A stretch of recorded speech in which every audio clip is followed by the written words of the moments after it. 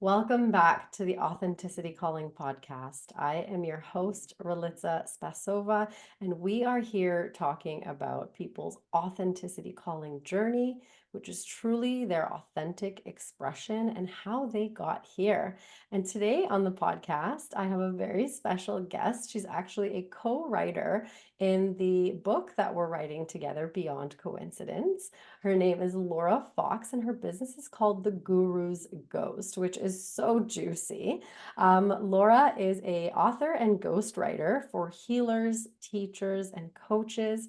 Welcome, Laura. Thank you so much for being here with us.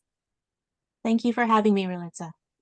Yeah, I'd love to. I know we were chatting a little bit before we started recording about ghostwriting and what it really is. So I would love if you could just give a little bit of a background of what is ghostwriting, and I'm sure many people that are listening to this and hearing it might actually think, "Hey, I might want a ghostwriter." So yeah, what do ghostwriters do? Because I go back to there was a show when I was a little kid, and it was a ghost would write in a book.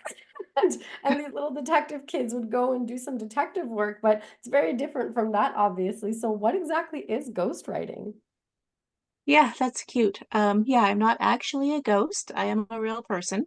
That's right. And authors hire me to just put all of their thoughts and stories and their message into book form for them. People that don't like to write, don't have time to write, haven't really developed the skill set, but they have really a heart-driven message that they want to get out there, and they're doing it in all kinds of different ways.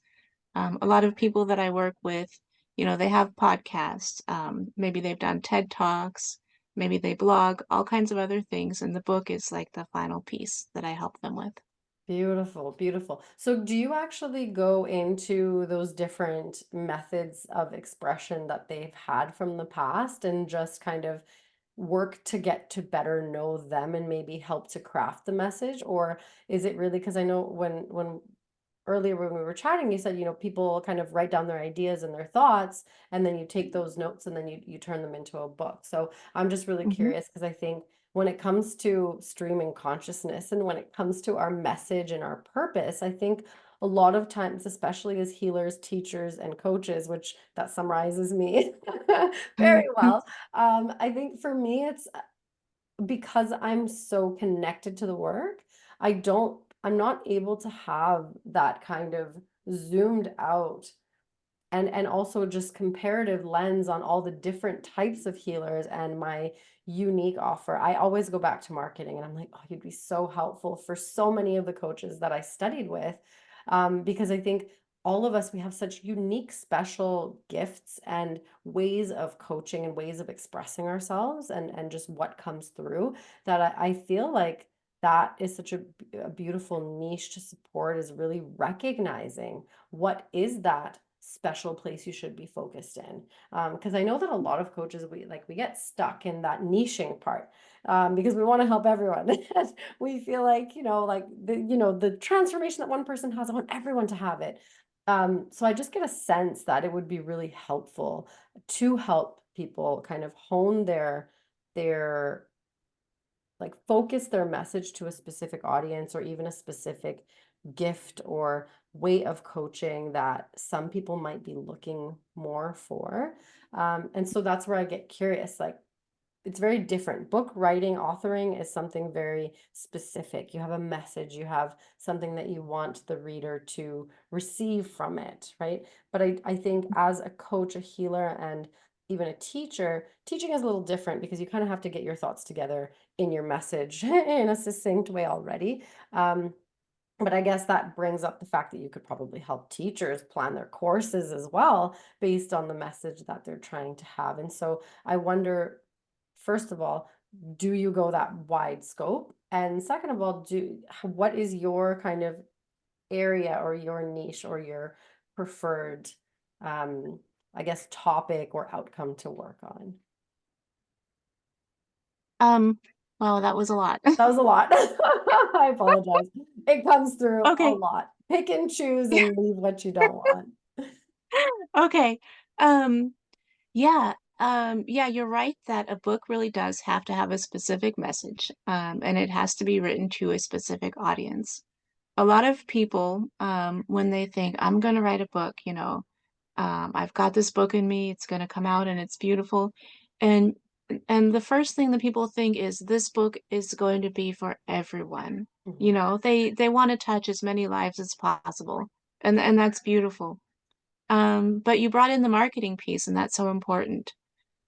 Because, a book that's written for everybody is really hard to market. Mhm. If you think about it when you're looking for a book to read, you want to find something that speaks directly to you, that That's right. and when you're reading it, it's like, wow, the author knows me, the author wrote this specifically for me. Mhm. So it really is good to have a specific audience in mind when you're writing your book.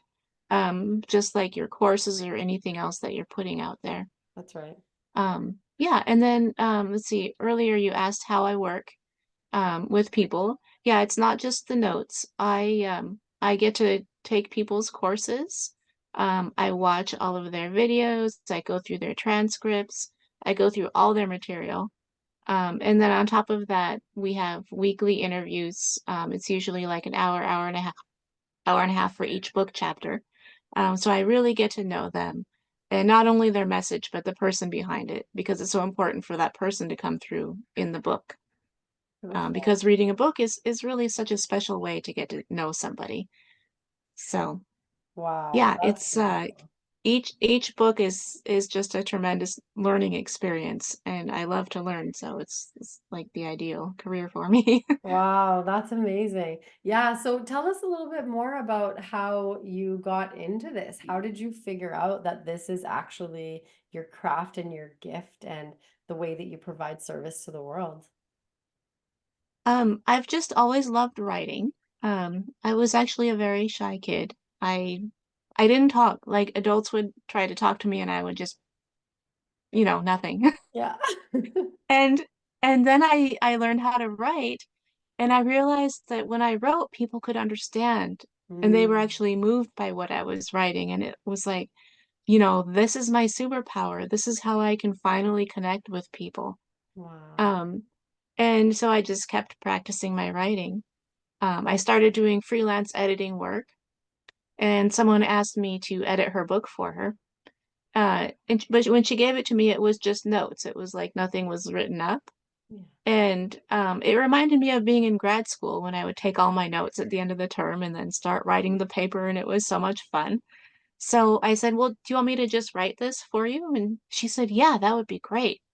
And so I started working on it, and I was like, oh, I realized this is ghostwriting, this is like actually a thing that people can do, and I can do this. And it was so much fun. I looked for other people like her. She was a coach, and I looked for other coaches that had a message that I wanted to help get out there. Um, and started doing other books. Yeah. And actually, a really cool thing just happened. Do you want to hear about it? I'd love to. Yeah. Okay. So when I first realized that I was a ghostwriter, I started working with a coach. And she asked me, okay, like what is your highest outcome for this business as a ghostwriter? And I thought about it and I said, to work with this one person. There's this one teacher that I had come across years ago. I'd seen her videos and I thought, she knows really interesting things. I want to read her book. But she didn't have a book. And so, like, year after year, I kept checking back with her website, looking at her videos, thinking, when is she going to come out with a book? So when I became a ghostwriter and my coach asked me, what's your highest outcome? It was like, okay, this person needs a book. I am going to help her. I Wow. can do this. And my coach told me to reach out to her. And I was like, wow, really? But I did. And she said, she was working on a book, but it was in progress and she didn't need any help with it. And I was just happy to hear that her book was finally coming along. But a year or two went by, I was ghostwriting for other people and her book still wasn't out. Yeah. So I reached out to her again and I was like, I just wanted to check in. Do you need help with that book? And she was like, yes, Oh, yes, I need help. She had a publishing deal. She had a very tight deadline and she just needed help getting it all together and getting that book out. And so we rushed like mad and we made the deadline and the book is coming out and it's like now I'm complete. I I love don't know what to that. do with the rest of my Oh, life. what a gorgeous story. And to be very honest with you, that is what authenticity calling is all about. It's getting that very clear vision or that very clear deep desire, like, and it doesn't come from us, it's not about us, it's just about a curiosity or something that you're drawn to. Like you said, I just knew she had to have a book and I went looking for it and it didn't exist, and it's like those little whispers of the universe, those are the little beginnings of something so huge and monumental. So I just want to highlight that and celebrate you in hearing that message and in actually going for it, because a lot of us, because of our limiting beliefs, because we think, oh, I could never get in touch with this person, or they would never talk to me, or whatever stories that we come up with. Oh, I'm sure they would hire someone that has a ton more experience, or, all the different things. Or, oh, she said no to me once, she rejected me, I'm never going to reach out again, right? And it's just the value of hearing those whispers of the universe speaking to us and also through us to connect us with all the right people to actually make it happen. That is that authenticity calling journey. And I got truth chills, like I got chills through my entire body as you shared that story, because when I feel that, it's like, yes, that is the person that I'm speaking with in full alignment. Like they're there for their juicy, expansive, exciting path. That is so beautiful, Laura. Congratulations. And yeah, good for you for actually, going out and I mean, something important that you said is you had your own coach to support you in getting very clear on what is your vision, what does your ideal state look like? And you've just gotten there. So that's huge. Congratulations. Thank you. Yeah. So what does, I guess, being a coach and supporting people in their alignment and in really reaching that 10 out of 10, what does your next evolution look like? Um, More books, Okay. getting more books out there for people, more learning. I enjoy it every day. Beautiful. Yeah. Are you Yes. open to just like whatever comes through and just me asking you a few questions? Sure. Okay, beautiful. Thank you. I get curious about if there's like a specific niche or area that you want to focus on. I know you're the guru's ghost, so obviously you work with healers, teachers, and coaches, but I'm curious if there's a specific topic or a specific transformation or something that you're really drawn to, or maybe even a specific audience that you're really drawn to support getting a book out for. Yeah, I really like working with holistic healers, Okay. people who have people who have a unique perspective on something like chakras or tarot or something like that, something that's been out there for a while, but they've got a new take on it. And because the world is changing so fast. Yes. And so like people who have a message that can help people adapt to all that is changing is I think really powerful. Beautiful. Yeah. We I think as a society there's a lot of misconceptions about sort of like really when we talk about healers and when we talk about witches and when we talk about like people, a lot of people talk about the witch wound and goddesses and spirit coming through and working through us. There's a lot of misconceptions about that. A lot of people Hmm. think it's this like airy fairy thing. People are out of touch with reality, but the truth is like those are the most in touch with your reality people there are out there. And it's scientifically based and Yeah. rooted. And so I get curious, do you bring it back to the science, and do you, because you seem very scholarly and it seems like you like doing kind of pulling all the things together. Do you support that kind of balance between spirit and science and kind of put it into one? Yeah, I mean it's really my authors. Yeah, It's their material, it's their message. got it. Um I'm really just the scribe. Got it. But yeah, I do love working with people who bring the science and the spiritual together. Yeah. Like I worked on a book about twin flames Okay. for these two women, and the book is very, very down to earth, very grounded. um, packed with information. You know, it wasn't airy-fairy at all, Yeah. even Yeah. though, you know, whatever you think of Twin Flames, you know, and when they first interviewed me about the book, you know, I was honest and I said, well, I've heard, you know, so many things about like the things that happen to people when they start talking about twin flame entanglements. And they were like, yeah, all those dangers are real. And this book is going to help people um like get through those challenges and find the good in it. And and so I was sold.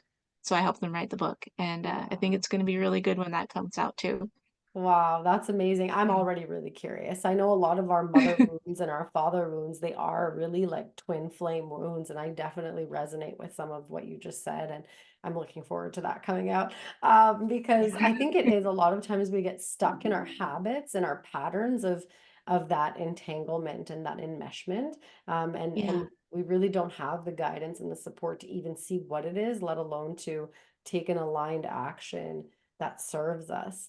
So Hmm. yeah, that's really beautiful. That's gorgeous. And I get really curious as somebody who I was diagnosed with ADD, and you might see it obviously with some of my thoughts are kind of sometimes all over the place and I have to organize them and come back to the real question in the podcast. And I think the podcast really is helping me to do that as well. That's part of my evolution. I knew I was supposed to start a podcast, and I think it's part of that public speaking practice and really getting my thoughts together. But as somebody who was diagnosed with ADHD as an adult, and of course, it's not so much the physically hyperactive type, it's more the mental lack of focus type. Do you also support authors to create audiobooks, or do you support them to create versions of their book that's more tangible for a wider audience, such as myself? I know there's a lot of people who identify as having ADHD, whether they're medicated or not medicated, but I think a lot of us, we do really well with audio and video. And so I get Hmm. curious, do you support authors to also put their book into different forms? Yeah, an audiobook, you know, you can just take the manuscript and have a reader read it or read it yourself. So it's not really a different form, you know, reading the book with your own eyes versus having it read to you as an audiobook. Mhm. So yeah, the books that I help people write do translate into audiobooks.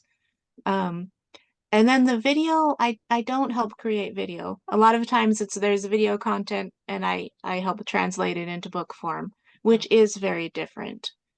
Because listening to people talking and having a conversation doesn't translate directly onto the page because you know there's all these like body language and facial expressions that mean something but don't come through in the transcript. Yeah. So, yeah, I'm kind of the opposite though. Like I don't really learn from videos as well as from writing and reading.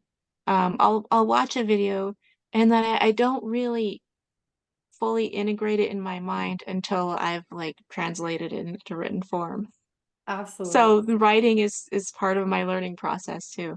Beautiful. Yeah, no, that's a beautiful point too. And I mean, there's different learning styles. We can go down to VARK, the visual, auditory, read, write, or Yeah. kinesthetic. And I used to actually use that a lot in my teaching. That's what we started with. Every single class, whether it was grade school or high school or grade school, seventh, eighth grade, or even my medical students, I used to get them to do a vision board and then a learning styles assessment so that they knew how they best learned. Because I think even in the teaching world, we might learn this as a theory, but we don't really usually apply it to our teaching to be able to Hmm. teach in all the different formats so that we can support everyone in the classroom. And so I think it's not very different when it comes to writing. People have their different way of expressing themselves, which sometimes doesn't land well for a book, as you say. Yeah, I know a lot of authors, I've read their work, and it almost looks like I'm reading what they would say in a Hmm. podcast or in a conversation, and it doesn't land quite the same. Like it's reading it, it's a different, I don't know, it's like I'm looking for a different depth or a different, a Yeah. certain type of pull in. that Mm-hmm. that just speaking doesn't have. And I'm really curious about that. Is there a way that you explain that, or is there, yeah, what comes through for you? Yeah, I take the transcripts, you know, I watch the videos, I take the course contents, the workbooks, all of that, and it, um, how can I explain this? It's kind of like if music is written for an orchestra, you know, a piano player can't take that sheet music and just sit down and play it. It has to be transcribed into like just one sheet of music for the piano player.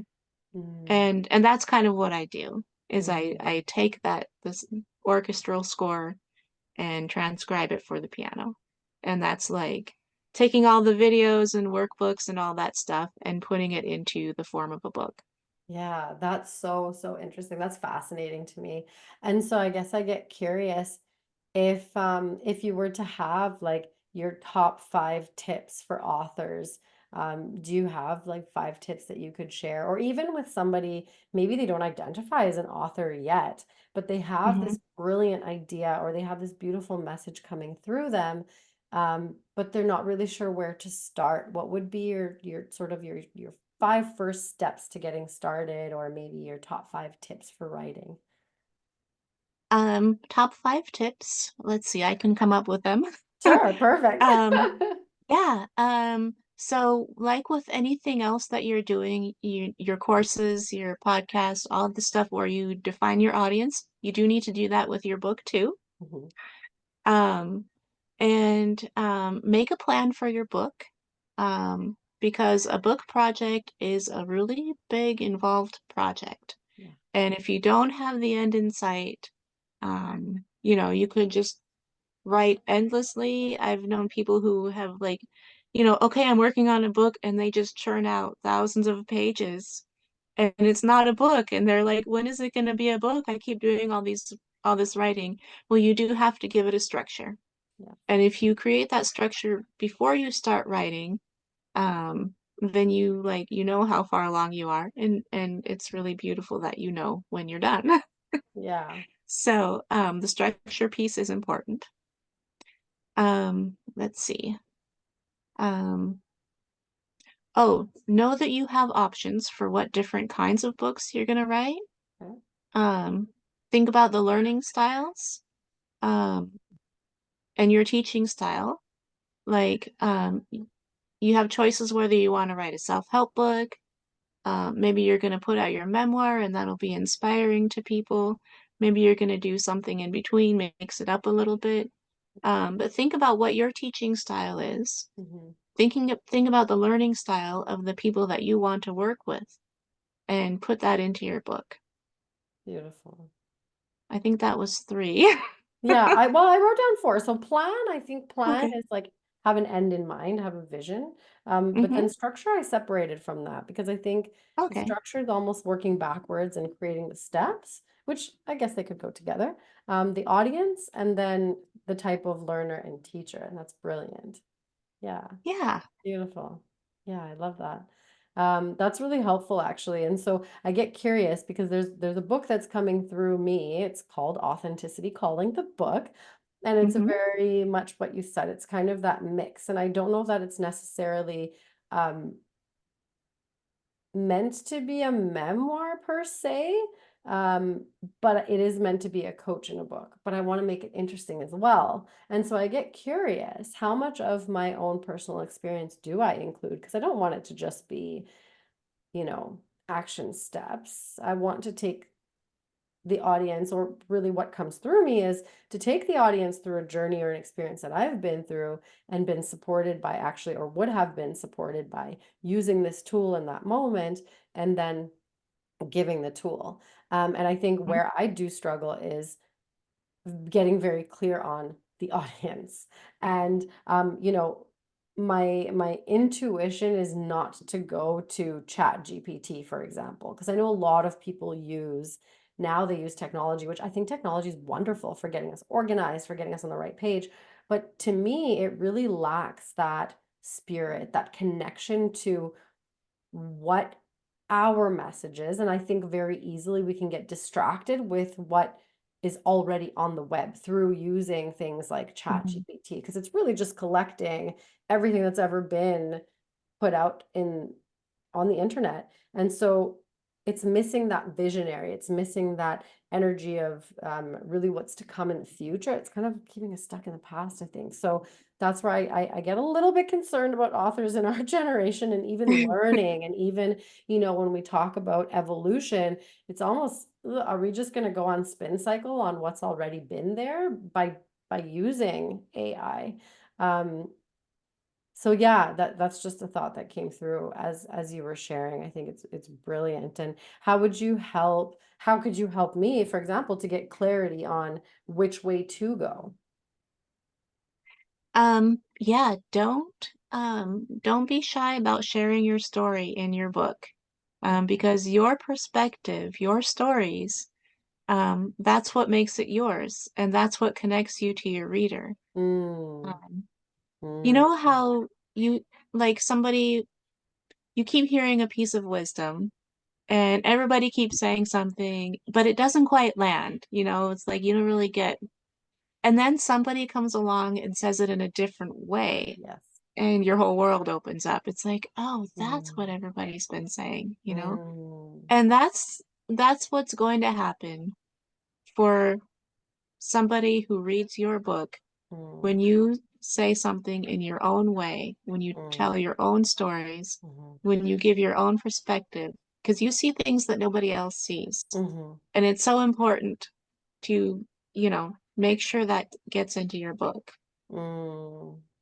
Thank you. Thank you so much. I fully receive that and I appreciate it so much. And yeah, I just want to honor that the work that you do is also very much supportive of someone's personal evolution and learning themselves. And you are also really very much a coach to help people with their self-expression. And I want to honor you as that. And I want to thank you so much for the work that you do in the world and really helping to get these beautiful voices and lessons and really supporting humanity's evolution in grounding that vision and message that people have, and really helping us to come full circle and really express our message in the world. It's so important, the work that you do. So thank you so much to you. Thank you so much for being on the podcast. Yeah, we'll hop off and we'll do the interview questions for Beyond Coincidence. I'm so excited to hear about your chapter. Oh my goodness. And yeah, just any last words for the audience? I guess, how can they get in touch with you if someone's been inspired to reach out to work with you? How can they find you? Yeah, I would love to hear from anybody who has been inspired by this episode. My website is gurusghost.com, GURUSGHOST.com. Perfect. Thank you. Yeah. And they can submit a form or get in touch with you there on your booking calendar. Yes. Beautiful. Mhm. Thank you so much. And yeah, a last word of wisdom or anything that comes through for our audience that you have to share. Yeah, if people keep telling you that you've got a book in you, if you feel like you've got a book in you, honor that because you Mm, probably do. gorgeous. Love that. Well, thank you so much, Laura. I'm going to end the recording and then we'll chat a little bit about the next one. But thank you so much for being on the podcast. Thank you for sharing your gift. I have a feeling there are going to be some referrals happening in the next few days or weeks or months. It is truly inspirational to be supported by someone and not have to do this process alone, because it can be a very daunting process. And Yes. yeah, I can say, I mean, you go on spin cycle reading even just a chapter, let alone an entire book. So yeah, I so deeply appreciate your work and thank you for being with us today. Thank you, Melissa.